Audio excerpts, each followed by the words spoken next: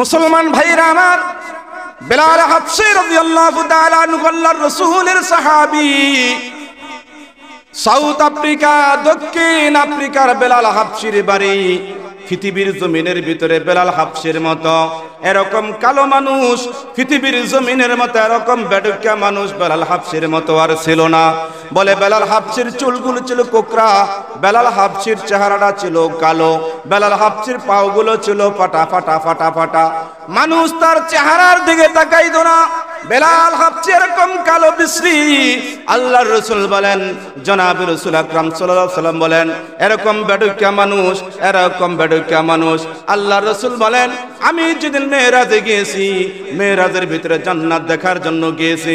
জিবরাইল আমিন বলে, ইয়া রাসূলুল্লাহ, আপনি মেরাজে এসেছেন, আপনি কি জাহান্নাম জান্নাত দেখবেন কিনা? বেলাল আল্লাহর রাসূল বলতেছে, আমি অবশ্যই দেখব।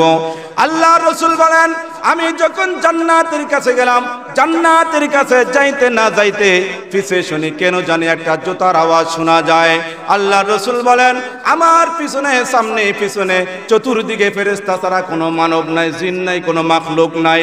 তাহলে এই আসমানের ভিতরে জান্নাতের ভিতরে মানুষ আসলো কে থেকে? আল্লাহর রাসূল জিবরাইলকে বলে, জিবরাইল, এই যে আমার পিছনে জুতার আওয়াজ শোনা যায়, জিবরাইল, ওই জুতার আওয়াজটা কার শোনা যায়?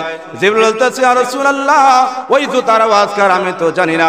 আল্লাহর রাসূল ডান দিকে তাকায়, কোনো মানুষ নাই, বাম দিকে তাকায় কোনো মানুষ নাই, এরকম উপরের দিকে তাকায় কোনো মানুষ নাই। আল্লাহর রাসূল বুঝতে দেরি হয় নাই, জমিনের ভিতরে বেলাল আমার সাথে চলাফেরা করত। বেলালের কথার সুর আমার কানের ভিতরে রেকর্ডিং করা আছে, বেলালের গলার আওয়াজ আমার মেমোরির ভিতরে রেকর্ডিং করা আছে, বেলালের জুতার আওয়াজ আমার মেমোরির ভিতরে রেকর্ডিং করা আছে। জান্নাতের ভিতরে মেরাজের ভিতরে যেই জুতার আওয়াজ শোনা যায়, ওইটা বেলাল হাবশীর জুতার আওয়াজ ছাড়া কার আওয়াজ নয়। এটা কার আওয়াজ? বেলাল হাবশীর জুতার আওয়াজ। বলে কেন?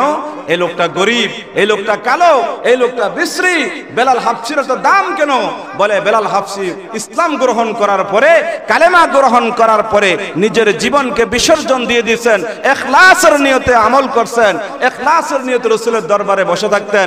ইখলাসের কারণে আল্লাহ তাআলা বেলাল হাবশীকে জান্নাতের সার্টিফিকেট নিয়ে তাকে কবরের দিকে নিয়ে গেছে। ونادى أصحاب النار أصحاب الجنة أن أفيضوا علينا من الماء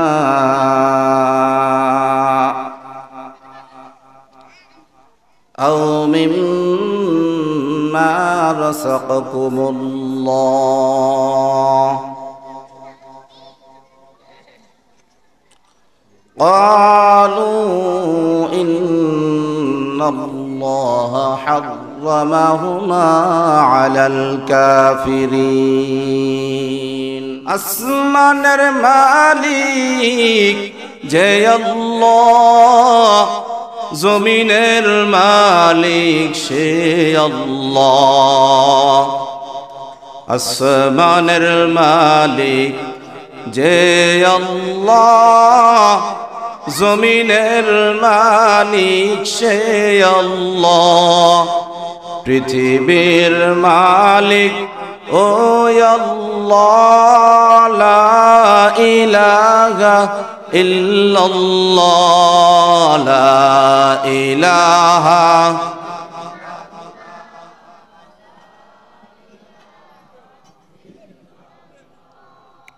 লা ইলাহা ইল্লাল্লাহ, লা ইলাহা ইল্লাল্লাহ, লা ইলাহা ইল্লাল্লাহ, লা ইলাহা ইল্লাল্লাহ, লা ইলাহা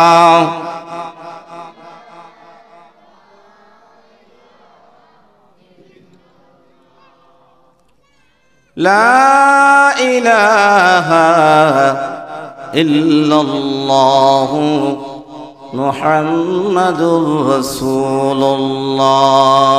এবারের মাতো ফিরে যাও আজরাইল মিনতি করিয়া কই তোমাকে এবারের মাতো ফিরে যাও আজরাইল মিনতি করিয়া কই তোমাকে তুমি যখন যাইবা মরিয়া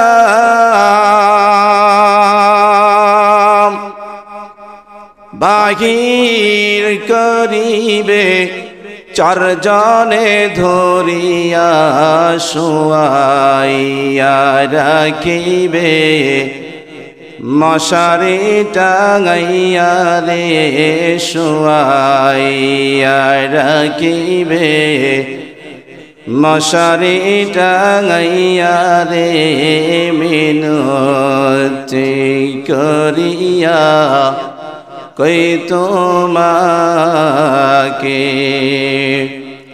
এবারের মাতো ফিরে যাও আজরাইল মিনতি করিয়া কই তোমাকে খাটেতে উঠাইয়া তোমাকে নিয়া যায়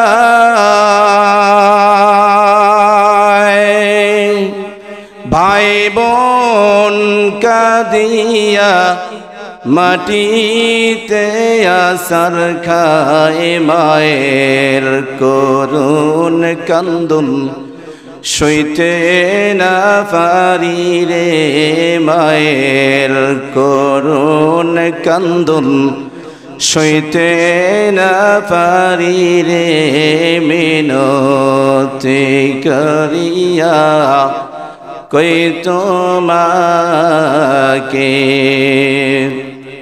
এবারের মাতো ফিরে যাও আজরাইল মিনতি করিয়া কই তোমাকে খাটেতে উঠাইয়া গোরস্থান নিয়া যায়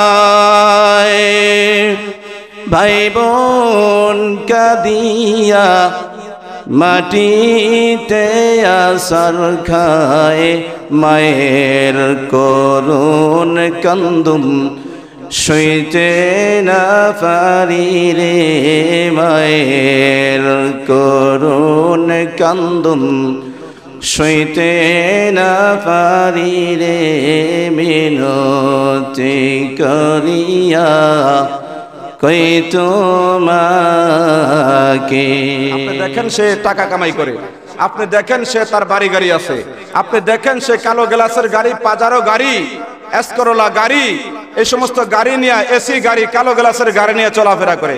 খোঁজ খবর নিয়ে দেখেন অবৈধ টাকার পাহাড়ের ভিতরে তাদের কিঞ্চিত পরিমাণ কোনো শান্তি নাই। কিন্তু এই দেশের বাংলাদেশের ভিতরে যারা মসজিদের ইমাম, মসজিদের মুয়াজ্জিম 2000 টাকা, 4000 টাকা, 5000 টাকা, 10,000 টাকা বেতন পায়, তারা রাজকীয় ভাবে শাহেনশার মতো তারা চলাফেরা করে।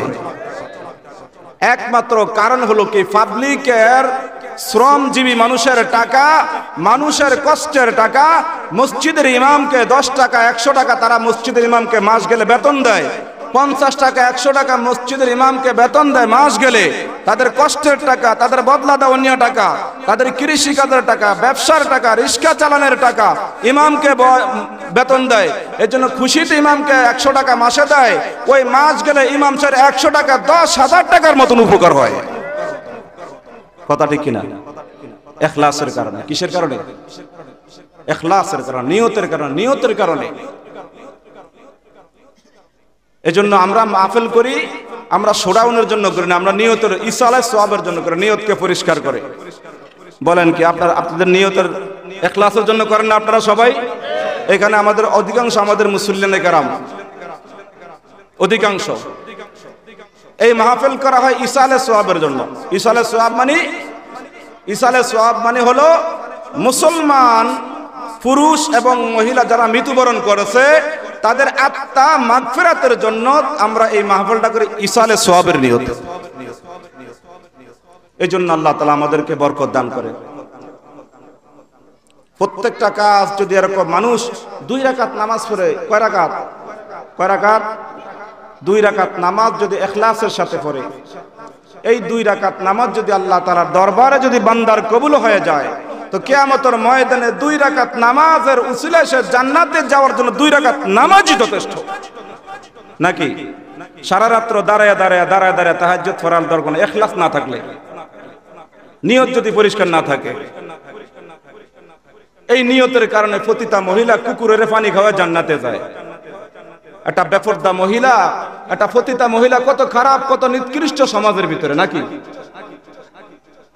একটা বেপরদা মহিলা যদি বেপরদা ছেড়ে আমরা তাকে ঘৃণা করি, আর এই মহিলা যদি প্রতিটা ব্যবসা করে জেনা করে তাহলে আরো কিরকম ঘৃণা করি আমরা। এই জেনাকার মহিলা, বেপরদা মহিলা নিয়তের কারণে, ইখলাসের কারণে, আল্লাহকে রাজি খুশি করার কারণে, হ্যাঁ, একটা পিপাসিত কুকুরকে পানি পান করে এই মহিলাটা জান্নাতের বাসিন্দা হয়ে কবরে গেছে। বুখারী শরীফের হাদিসের ভিতরে একটা সহিহ হাদিস, একটা মহিলা একটা বিড়ালকে বাঁধিয়ে রাখতো। কি ভাই? বিড়াল। এটা বুখারী শরীফের হাদিস, যেটা আমরা বিলাই বলি, বিড়াল। এই মহিলাটা ঘরের ভিতরে বিড়ালটা বাঁধিয়ে রাখতো, বিড়ালটারে খাবার দিত না, বিড়ালটা জ্বালাইতো ঘরের ভিতরে। এই বিড়ালটা ঘরের ভিতরে জ্বালাইতো, বিড়ালটা খাবার দিত না বিড়ালটাকে। 1 সপ্তাহ পরে বিড়ালটা ক্ষুধার্ত অবস্থায়, পিপাসা অবস্থায়, বিড়ালটা ম্যাও ম্যাও করতে করতে ক্ষুধার্ত অবস্থায় বিড়ালটা মারা গেছে। এই মহিলাটা ছিল পর্দানিশী মহিলা, এই মহিলা ছিল নামাজি মহিলা, এই মহিলাটা ছিল কোরআন তেলাওয়াত করেন মহিলা, এই মহিলা ছিল মানে তাহাজ্জুদ গুজারি মহিলা, এই মহিলা ছিল আল্লাহওয়ালা মহিলা। সামান্যতম নিকৃষ্ট একটা বিড়ালকে কষ্ট দেওয়ার কারণে এই মহিলাটা জাহান্নামের সার্টিফিকেট নিয়ে কবরে গেছে। পথটা ক্লিয়ার করো, পথ বন্ধ করে না। এই পথ ছাড়ো, পথ বন্ধ করা ঠিক হবে না। ওয়াজ মাহফিল নামাজের জন্য পথ বন্ধ করা যাবে না। ভিতরে জায়গা আছে, আপনারা সবাই একটু সামনের দিকে আসেন, ভিতরে জায়গা আছে। রোডটা ক্লিয়ার করে আপনারা ভিতরে বসেন, অনেক জায়গা আছে। তো ইখলাসের সাথে যদি কাজ করা হয়, ইখলাসের সাথে যদি আমল করা হয়, ইখলাসের সাথে যদি নামাজ পড়া হয়, ইখলাসের সাথে যদি কোরআন তেলাওয়াত করা হয়, তাহলে ইখলাসের কারণে অল্প আমলে জান্নাতে যাওয়ার জন্য আপনার জন্য ওই আমলটাই যথেষ্ট।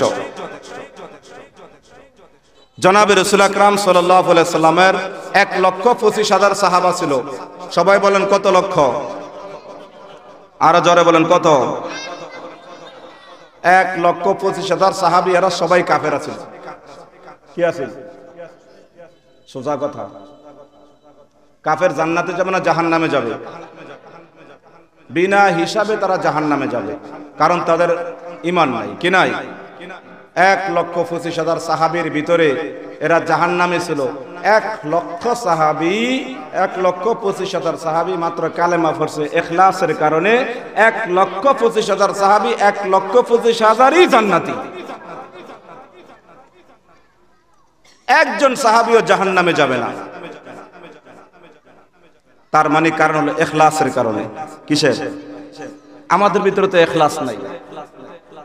আলহামদুলিল্লাহ, আমি মানুষের শুকরিয়া জ্ঞাপন করি, মানুষের কৃতজ্ঞতা স্বীকার করি। আমার মুসল্লিরা দান করে মসজিদে, এই খাতা নিয়ে আছে, এখানে লিস্টই আছে, চুপে চুপে দান করে, পথে-ঘাটে দান করে, মোবাইলে দান করে, মসজিদের জন্য হাজার হাজার টাকা দান করে, ইখলাসের সাথে দান করে। এই জন্য ইখলাসের কারণে আল্লাহ তাআলা বরকতও দান করে। সাফাসাফি ফারাফারি করা লাগে না, বাড়ি বাড়ি যাওয়া লাগে না, এলান করা লাগে না, ঘোষণা করে দিলে হয়। এই ধারা এই অব্যাহত যাতে কিয়ামত পর্যন্ত থাকে, এটা শুধু আপনার না, আমার বদরি যত সদস্য মুসল্লিয়ানে কেরাম এখানে যারা আছেন, আজকে আপনি জীবিত আছেন, আগামীকাল আপনি থাকবেন না। এই এলাকার ভিতরে 2003 সাল থেকে আমি বসবাস করি, এখন চলে 2025 সাল। 2003 সাল থেকে এই পর্যন্ত মরহুম সাদেক মাস্টার আর আলহাজ কালু বেয়ারি এই দুইজনের জানাজা পড়তে পারি নাই। 2003 সাল থেকে 2025 পর্যন্ত যত মুরব্বিয়ানে কেরাম এই এলাকায় মারছে সবার জানাজা আমি পড়ছি, দুইজন বাদে, নাকি? তাহলে এরাও আমার সদস্য ছিল, এরা আজকে কবরে, নাকি? এরাও কবরে। আবার এমন দিন আসবে আপনি আমার সদস্য, আপনি আবার কবরও থাকবেন, এমন হবে না? তবে একটা কথা আপনাদের কাছে আকুল আবেদন, ছেলে সন্তান স্ত্রীকে আপনি ওসিয়ত করে যাবেন, এই মসজিদ আমি থাকবো না, হুজুর থাকবে না, মুসল্লি থাকবে না, মসজিদ থাকবে।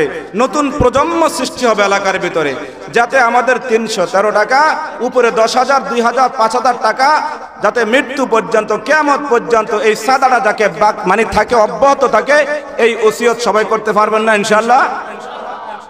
আল্লাহ বরকত দেবে। কে বরকত দেবে? আল্লাহ বরকত দেবে। তো সাহাবায়ে কেরাম, 1.5 লক্ষ সাহাবায়ে কেরাম জান্নাতে কেন?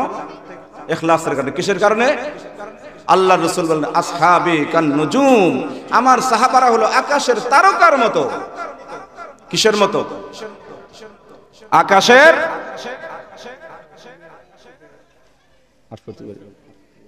আকাশের তারকার মতো সমতুল্য আমার সাহাবীরা। কেন বলছে? বলে আমার সাহাবীদের, একজন সাহাবীদের এক রাত্রের আমল যদি নাকি এক ফালায় দেওয়া হয়, সারা পৃথিবীর মানুষের সারা বছরের আমলগুলো যদি এক ফালা দেওয়া হয়, আমার একজন সাহাবীর এক রাতের আমল সবচাইতে ভারী হবে। কয় রাতের আমল? এক রাতের। বনি আদম থেকে এই পর্যন্ত যত হাজার লক্ষ কোটি আমরা আছি, আমাদের সমস্ত আমল সারা বছরের আমল, আর সাহাবীদের এক রাতের আমল। নিয়তের কারণে। কিসের কারণে? নিয়তের কারণে। এক বুজুর্গানে কেরামের একটা কিতাবের ভিতরে একটা ঘটনা আছে। এক লোক একটা মসজিদ দিছে নাম করার জন্য। কিসের জন্য? বুঝলেন? একটা মসজিদ দিছে এলাকায়, কিসের জন্য? এই ধরনের কিছু মানুষ আমাদের বাংলাদেশও আছে, বিভিন্ন জায়গায় ওয়াজ করে দেখি, তো নাম না করলে রাগ হয়ে যায়, প্রকাশ্যে দান না করলে এটা প্রকাশ্যে দান করে। মিম্বরে যখন বসি মানুষ ডেঙ্গা ডেঙ্গা ডেঙ্গা ডেঙ্গা সামনে মেমোর হাতে দেয়, তার মানে সবাই দেখো। একটা লোক একটা মসজিদ দিছে নাম করার জন্য, পাশাপাশি ওই মসজিদের একজন মুসল্লি ইবাদতের জন্য বসে বসে ঢিলা বানাইতো। কি বানাইতো? গরিব লোক। আগের মানুষের শাক দিয়ে ঢিলা বানাইতো না, বসে বসে মুক্তবে মসজিদের সামনে সামনে ঢিলা বানাইতে হতো। লক্ষ লক্ষ টাকা করে মসজিদ করছে নাম করার জন্য। মাশাআল্লাহ, নাম করছে মসজিদের জন্য, নাম মসজিদ বানাচ্ছে নাম করার জন্য। ওই মসজিদের মুসল্লি ডিলা বানাইছে, মানুষ ইবাদত করবে, পবিত্রতা অর্জন করবে, ডিলা বানাইছে নিয়তকে পরিষ্কার করে। দুজন মরার পরে মসজিদওয়ালায় জাহান্নামে, ডিলাওয়ালায় জান্নাতে। মসজিদওয়ালায় কই? লক্ষ লক্ষ টাকা মসজিদ বানাইছে, গেছে কোথায়? মাটি আনিয়া, মাটি দিয়া, নিজের মাটি দিয়া, জমিন থেকে মাটি এনে ডিলা বানাইছে। সে কোথায় গেছে? কেন গেছে? আল্লাহ, নিয়তের কারণে, ইখলাসের কারণে সে কোথায় গেছে? জান্নাতে। জন্য প্রত্যেকটা মানুষের আমল যদি ঠিক হয়ে যায়, সব ঠিক হয়ে যাবে। মানুষ যদি ঠিক হয়ে যায়, সব কি হয়ে যায়? সমাজ ঠিক হয়ে যায়। মানুষ যদি ঠিক হয়ে যায়, সংসার ঠিক হয়ে যায়। মানুষ যদি ঠিক হয়ে যায়, রাষ্ট্র ঠিক হয়ে যায়। মানুষ যদি ঠিক হয়ে যায়, এলাকা ঠিক হয়ে যায়। দোষ কাদের? আমাদের। দোষ কাদের? আমরা ঠিক, সব ঠিক, আমরা ঠিক, সব ঠিক। সুলাইম, এই কথা মনে, তোরা কথা কস কে বেটারা? এত কথা কস কা? সুলাইমান আলাইহিস সালাতু ওয়াস সালাম আল্লাহর পয়গম্বর, নাম শুনছেন আপনারা? সারা পৃথিবীর রাজত্ব করছে। সুবহানাল্লাহ বলবেন না? শুধু বাংলাদেশ না, শুধু পাকিস্তান না, শুধু ভারত না, শুধু লন্ডন না, শুধু আমেরিকা না, সৌদি আরব না, সারা বিশ্বের রাজত্ব করছে সুলাইমান পয়গম্বর। বুঝাচ্ছে? বাদশাহ জিলকরনাইন সারা বিশ্ব ভ্রমণ করছে এই আল্লাহর ওলি। তো বাচ্চা জিলকরনাইন আর বাচ্চা সুলাইমান, এই দুইজনে সারা বিশ্ব রাজত্ব করছে। মুসলমানের ভিতরে দুইজন, মুসলমানের ভিতরে দুইজন, আর কাফেরদের ভিতরে দুইজন। একজন হলো নমরুদ, আরেকজন হলো বখতে নসর, এক কাফেরের নাম। মুসলমানের ভিতরে দুইজন সারা বিশ্ব রাজত্ব করছে, কাফেরদের ভিতরে দুইজন সারা বিশ্ব কি করছে? বখতে নসর আর নমরুদ। তা আসেন এবার সুলাইমান আলাইহিস সালাম কেমন শাসন ছিল, কেমন রাজত্ব ছিল, কেমন প্রেসিডেন্ট ছিল দেখেন।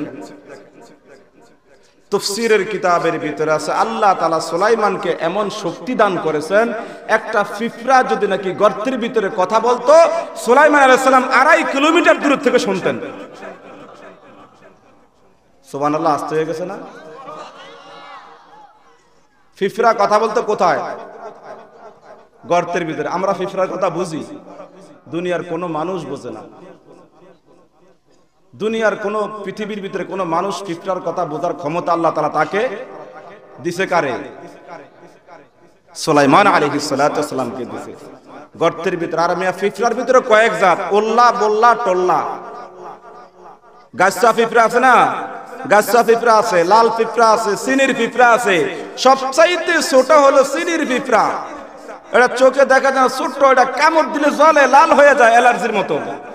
এই ছোট পিঁপড়া যদি গর্তের ভিতরে কথা বলতো, ওই সুলাইমান আলাইহিস সালাম 2.5 কিলোমিটার দূর থেকে কথাটা শুনতেন। বাতাসে কি কথা বলতো, সুলাইমান রাজত্ব বইয়া শুনতেন, বাতাসের কথা বুঝতেন। নদীর মাছে কি বলে, সুলাইমান বুঝতেন। গরু, ছাগল, হাঁস, মুরগি কি বলে, সুলাইমান বুঝতেন। কত ক্ষমতা আল্লাহ তাআলা তাকে দান করেছেন। আর সুলাইমানের কোনো বিমান ছিল না, হেলিকপ্টার ছিল না। সুলাইমানের হেলিকপ্টার একটা বিমান ছিল, এরকম একটা চেয়ার, একটা গোল চেয়ার, এটার ভিতরে তক্তা। এই তক্তার উপরে বসতেন, বসিয়া সুন্দরভাবে তক্তারে বলতেন, এ তক্তা, আল্লাহর হুকুমে তুমি চলতে থাকো, আমি পৃথিবীর এই প্রান্ত থেকে ওই প্রান্ত ছেড়ে যাবো, তুমি বাতাসের সাথে চলো। এই তক্তাকে চলার সাথে বলার সাথে সাথে তক্তা আস্তে আস্তে আস্তে আস্তে বাতাসের সাথেই চলতেন। কোনো ইঞ্জিন নাই, মেশিন নাই, পেট্রোল নাই, অকটেন নাই, পাইলট নাই, মেশিন নাই, গিয়ার নাই। বলতেন যে তুমি আল্লাহর হুকুমে চলতে শুরু করতেন। সুলাইমান আলাইহিস সালাতু ওয়াসসালাম যখন এই তক্তার উপরে একদিন বসিয়া যখন নাকি বলতেছে আমি অমুক দেশে যাব, তুমি চলো, তক্তা আস্তে আস্তে আস্তে আস্তে আস্তে আস্তে উপরে উঠতে উঠতে উঠতে উঠতে 500-600 কিলোমিটার উপরে উঠে গেছে। ফলাফানি ঘুরি উড়ে না ঘুরি? আরে ভাই ঘুরি উড়ায়, ঘুরির একটা সুতা আছে, নাড়াই আছে, নাড়াই ছুরি সারতে সারতে ঘুরি উপরে ওঠে, আবার নাড়াই ফেঁসেতে ফেঁসে ঘুরি তার হাতে পড়ে। কিন্তু তক্তার মেশিন নাই, ইঞ্জিন নাই, অকটেন নাই, পেট্রোল নাই, সুতা নাই, এমনি এটা বাতাস আল্লাহর হুকুমে ওড়ে। সুলাইমান মাঝখানে বসে থাকতেন। উড়তে উড়তে উড়তে 500-600 কিলোমিটার দূরে উঠে গেছেন তক্তা। উঠিয়া যাওয়ার পরে সুলাইমানের মনের ভিতরে একটা ভাব আইসা পড়ছে। কি আইছে বলেন তো? ভাব আসার কথা কি কথা না? কারণ ওই দেশের ভিতরে সুলাইমানের মতন এরকম শ্রেষ্ঠ মানুষ, উৎকৃষ্ট মানুষ আর পৃথিবীর ভিতরে নাই নাকি? আল্লাহ তাআলার পরে জমিনের ভিতরে সবচাইতে সেরা মানুষ হলো কে? তাহলে বিনা ইঞ্জিনে তক্তার উপরে যদি 500 কিলোমিটার উপরে উঠে আমেরিকা যায় গিয়া, তাহলে এই লোকটার ভাব আসার কথা না? নরেন্দ্র মোদী যেখানে যায়, সামনে 5টা পিছনে 5টা গাড়ি, উনি থাকে মাঝখানে। কত সৈনিক, কত গোয়েন্দা, কত ডিবি, কত সিকিউরিটি, কত সিসি ক্যামেরা, তার তো ভাব আসার কথাই। তাহলে সুলাইমানের কি অবস্থা? নরেন্দ্র মোদী একটা রাষ্ট্রের সরকার, ডোনাল্ড ট্রাম্প একটা রাষ্ট্রের সরকার, আল্লাহর পয়গাম্বর সারা বিশ্বের সরকার। কি মনে করছে? ছোট একটা সরকার হইয়া যদি এত ভাব থাকে, এত অহংকার, এত দাম্ভিকতা থাকে, তাহলে সারা বিশ্বের প্রেসিডেন্ট যিনি, সারা বিশ্বের প্রধানমন্ত্রী যিনি, ওনার ভিতরে কিরকম ভাব আসার কথা, উনি কিরকম মানুষ, কিরকম উচ্চ পর্যায়, কিরকম মর্যাদা আল্লাহ তাআলা তাকে দুনিয়াতে দান করেছেন। যিনি বাতাসের কথা বোঝেন, ফিফরার কথা বোঝেন, মোরগের কথা বোঝেন, মাছের কথা বোঝেন, বিদ্যুতের কথা বোঝেন, আকাশে গর্জন মারে তারা ওইখানে কি গবেষণা করে জমিনে শুনে সে বোঝে। এমন পাওয়ার ক্যাপাসিটি আল্লাহ তাআলাকে দান করেছে। উপরে যাইতেছে, গড়তেছে, সুলাইমানের মনের ভিতরে ভাব আসছে। মনে মনে সে বলতেছে, মুখ দিয়া না, মনে মনে বলতেছে, আমার মতো শ্রেষ্ঠ মানুষ এই দুনিয়ার ভিতরে আর, মনে মনে একটু কল্পনা করছে মাত্র, আমার মতো শ্রেষ্ঠ মানুষ এই দুনিয়ার ভিতরে আর, এই কথাটা সত্য বলছে না মিথ্যা বলছে বলেন তো? সত্য বলছে। নবীরা সবচাইতে শ্রেষ্ঠ। নবীদের কাছে ওহী আসে, নবীদের কাছে জিবরাইল আসে, আমাদের কাছে আসে না। তারা জান্নাত জাহান্নাম দেখে, আসমানে কি হয় তারা জমিনে থাকিয়া দেখে, জমিনে কি হয় তারা আসমানে থাকিয়া দেখে। তাহলে শ্রেষ্ঠ মানব হলো সুলাইমান। তার দাঁড়ানোও ঠিক, কথাও ঠিক, কিন্তু ধারণাটা একটু উল্টা হয়ে গেছে। কি হয়ে গেছে? জমিনের থেকে আকাশে উঠটা বলতেছে আল্লাহ তাআলা আমাকে যে শক্তি দিছে, যে রাজত্ব দিছে, যে ক্ষমতা দিছে, আমার মতো শ্রেষ্ঠ মানুষ আর জমিনের ভিতরে বলার সাথে সাথে মনের ভিতরে যখন এই ভাব, এই অহংকার যখন আসছে, তো আল্লাহ তাআলা সামান্য একটু নারাজ হয়ে গেছেন। তখন সাথে সাথে তক্তাটা, হ্যাঁ, আগে যেরকম সোজা এরকম চলতো, বাপ যখন আইসা, অহংকার যখন আইসা গেছে, এবার তক্তা নদীর নৌকার মতো এইভাবে হেলাধুলা শুরু করছে। তক্তায় আর কথা শোনে না। এখন 500 কিলোমিটার উপরে যদি এই তক্তার উপরে বসে থাকে, যে তক্তা এবার লেভেলে চলছে, ওই তক্তা যদি 2 সেকেন্ড মতো লড়াচড়া করে, কইলজা ফানি আছে? হ্যাঁ, সারিয়া দেমা কান্যাবাসী, সারিয়া দেমা। গভীর রজনীতে যদি নাকি দালাল বাজার আড্ডা দেন রাত্রে 1টা পর্যন্ত, ওইনে আপনার শক্তি অনেক। নুননবীর দোকান, কামালের দোকানে স্যার 1টা পর্যন্ত, 2টা পর্যন্ত আড্ডা দেন, আপনার শক্তি, গলার জোর অনেক। আড্ডা দিতে রাত্রে 2টা বাজে গেছে, এখন যায় ঘরে শুইতে হবে। আস্তে নুননবীর দোকানটা পারে যখন কবরস্থানের কাছে আইছেন, জনকে ও ওরে বারে বাবারে, আপনি লুঙ্গি উল্টে দৌড় দিবেন। কথা ঠিক কিনা? খোদা না খাত যদি কবরস্থানের কাছে তো কয় কেরে গিয়া অমুকিনি রে, এ সোজে দাঁড়ায় থাকতে পারবে না, 1টা সেকেন্ড সে দাঁড়িয়ে থাকতে পারবে না। উঠটা পুরা দৌড় দেবে, দৌড়ও দিতে পারবে না, গুং গুং গুং গুং করে ওইখানেই শেষ, সেখানেই শেষ। কি মনে করে না? তাহলে আগের শক্তিটা আর এখন কবরস্থানের শক্তিটা কি এক? শেষ। সুলাইমান আলাইহিস সালামের তক্তা চলতেছে, কত শক্তি, সাহস, বুদ্ধি, মনের ভিতরে আনন্দ, এনার্জি। যখন নাকি বলতেছে আমার মতো এরকম ভালো মানুষ কেউই নাই, আমার মতো শক্তিশালী কেউই নাই, আমার মতো উৎকৃষ্ট কেউই নাই, এবার তক্তা ওই কবরস্থানের ভূতের মতো লড়াচড়া শুরু করছে। সুলাইমান আলাইহিস সালামের মনের ভিতরে, হ্যাঁ, কলিজায় আর পানি নাই, কলিজায় পানি শুকিয়ে গেছে। এবার সুলাইমান আলাইহিস সালাম বুঝতে পারছে, বুঝতে পারিয়া তক্তাকে এরকম বাড়ি দিছে, থাপড় দিছে। তক্তাকে বলতে, তক্তা থাম, তুই আমার সাথে বেয়াদবি করিস না। আমার সাথে কত বছর পর্যন্ত তোকে আমি নিয়ে পরিচালনা করি, তোকে আমি চালাই, আমার কথা মতো চলতেছ। তক্তা, এখন তুই আমার সাথে বেয়াদবি করিস না, আমি তো পরে যাব, আমি তো মরে যাব, আমি তো 500-600 কিলোমিটার উপরে। তক্তা সাবধান হয়ে যা, আমার সাথে বেয়াদবি করিস না। কে বলে? সুলাইমান। তক্তা কি মানুষ না বোবা মাখলুক? কথা বলতে পারে? তক্তায় কথা বলতে পারে?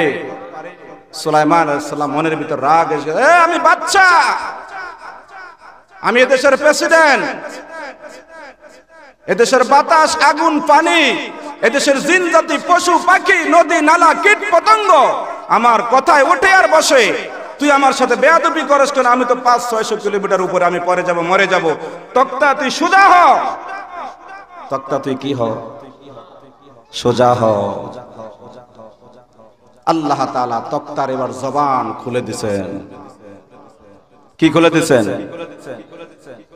এবার তক্তা বলতেছে, ও আল্লাহর নবী, হে পয়গম্বর সুলাইমান, তুমি যে আল্লাহর বান্দা, আল্লাহর গোলাম, এতে কোনো সন্দেহ নাই। সুলাইমান, তুমি যে আমার উপরে বসছো, আল্লাহর উপরে তাওয়াক্কুল করে বসছো। হে সুলাইমান, তুমি আল্লাহর উপর ভরসা করে আমার গায়ের উপরে বসছো সুলাইমান। আর তুমি আমার উপরে বসে আকাশে ভ্রমণ করতেছো, অন্য দেশে যাইতেছো, সুন্দরভাবে যাইতেছো, কিন্তু যতক্ষণ পর্যন্ত তোমার তাওয়াক্কুল আল্লাহর উপরে ছিল সুলাইমান, ততক্ষণ পর্যন্ত আমি তোমার সাথে বেয়াদবি করি নাই। যখন তোমার ভিতরে অহংকার ভাব এসে গেছে সুলাইমান, তখন আমার ভিতরে ভাব এসে গেছে, তুমি যদি সোজা হয়ে যাও, আমি তক্তা সোজা হয়ে যাব। তুমি যদি সোজা হয়ে যাও তাহলে আমি কি হয়ে যাব? আমি সোজা হয়ে যাব। তার মানে তোমার মনের আশকর ফাটার বাড়ি, তুমি যদি ঠিক হয়ে যাও, তুমি যদি ভালো হয়ে যাও, আমি তক্তা কি হয়ে যাব?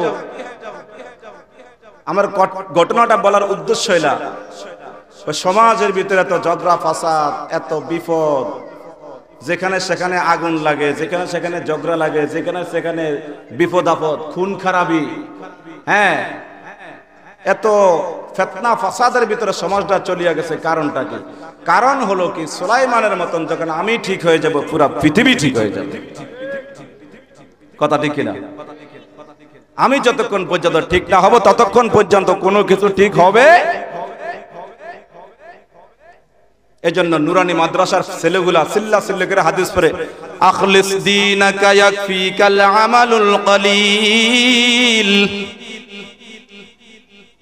আখলিস দীনাকা, তোমার দিনকে তুমি খাঁটি করো,